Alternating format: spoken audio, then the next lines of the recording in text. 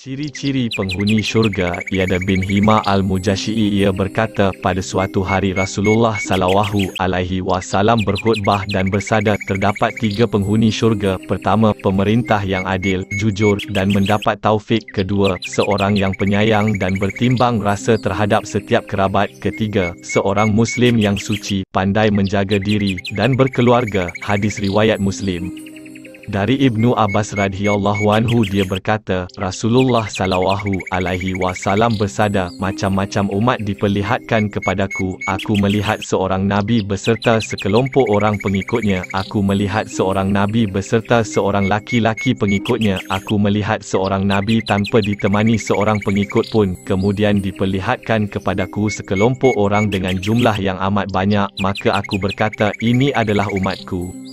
Kemudian dikatakan, ini adalah Musa dan umatnya. Tapi, lihatlah ke atas. Seketika terlihat sekelompok umat dengan jumlah yang amat banyak. Kemudian dikatakan, lihatlah ke arah yang lain. Seketika terlihat sekelompok umat dengan jumlah yang amat banyak. Kemudian dikatakan, ini adalah umatmu. Bersama mereka 70,000 orang masuk ke dalam surga tanpa melalui proses hisab dan siksa. Kemudian Nabi SAW berdiri, lalu masuk, lalu para sahabat berbicara panjang lebar tentang sabda Nabi tadi. Kemudian mereka berkata, siapakah mereka yang masuk surga tanpa melalui proses hisab dan siksa? Sebagian mereka berkata, barangkali mereka yang menyertai Nabi SAW. Sebagian yang lain berkata, barangkali mereka yang dilahirkan dalam keadaan Islam, dia tidak pernah menyekutukan Allah.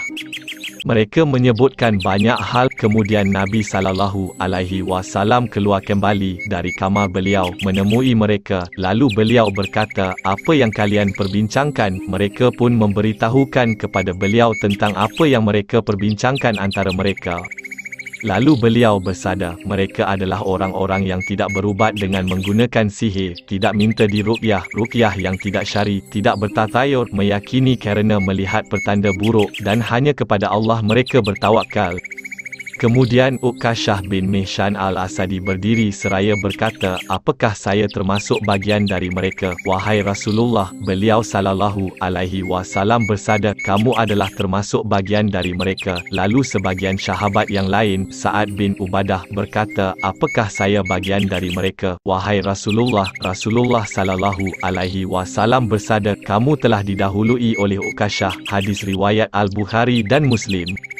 Berkaitan dengan maksud tawakal di dalam hadis di atas, Ibnul Qayyim rahimahullah berkata, tawakal adalah kondisi hati yang timbul atas pengetahuannya terhadap Allah Subhanahu wa Ta'ala, percaya bahawa Allah Subhanahu wa Ta'ala sendirian dalam mencipta, mengatur, menghilangkan madharat, mendatangkan manfaat, memberi, memboikot pemberian, dan apa yang dia kehendaki bisa terwujud meskipun manusia tidak menghendakinya, sedangkan apa yang tidak dikehendakinya tidak terwujud meskipun manusia menghendakinya. Dengan begitu, ia bersandar sepenuhnya kepada Allah Subhanahu wa Ta'ala, menyerahkan segala hal kepada Allah Subhanahu wa Ta'ala, merasa tenang bersamanya, percaya sepenuhnya kepadanya, yakin bahawa Allah Subhanahu wa Ta'ala akan mencukupinya berdasarkan rasa dan sikap tawakal kepadanya.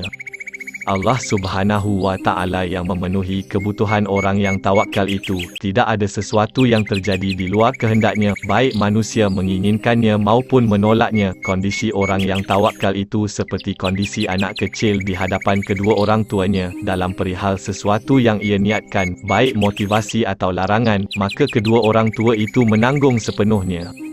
Perhatikanlah hati anak itu tidak pernah tersabit untuk bersandar kepada selain kedua orang tuanya, dan menahan hasratnya untuk menyampaikan apa yang ia niatkan kepada kedua orang tuanya. Begitu juga kondisi orang yang tawakal. Barang siapa yang memiliki sikap seperti itu dalam berinteraksi dengan Allah Subhanahu wa Ta'ala, maka Allah Subhanahu wa Ta'ala pasti mencukupinya.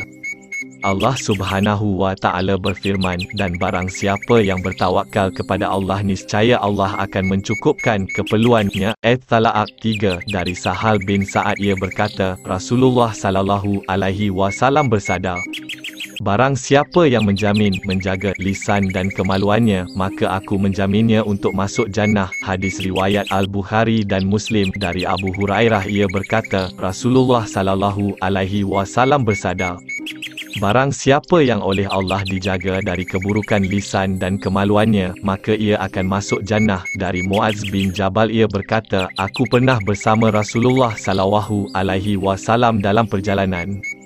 Suatu pagi saya berada di dekat Nabi ketika kami sedang berjalan dan saya bertanya, wahai Rasulullah, beritahu saya tentang pekerjaan yang akan memasukkan saya ke dalam syurga dan menjauhkan saya dari neraka.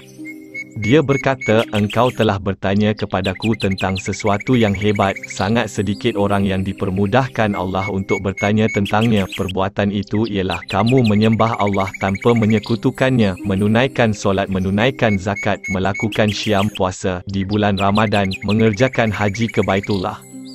Kemudian dia berkata, adakah anda keberatan jika saya memberitahu anda tentang pintu-pintu kebaikan? Syam adalah perisai, manakala sedekah dapat menghapuskan dosa, sebagaimana air dapat memadamkan api, dan solat seseorang dalam keheningan malam, qiyamul lail.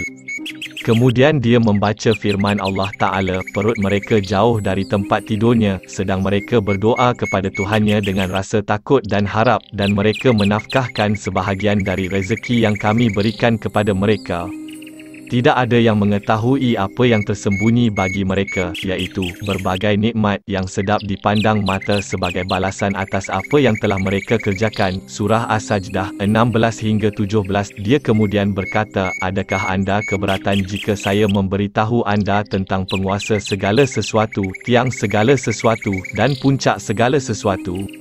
Saya berkata, dengan senang hati, ya Rasulullah, inti dari semua urusan adalah Islam, tiangnya adalah solat, dan puncaknya adalah jihad. Dia berkata, adakah anda keberatan jika saya memberitahu anda raja semua itu?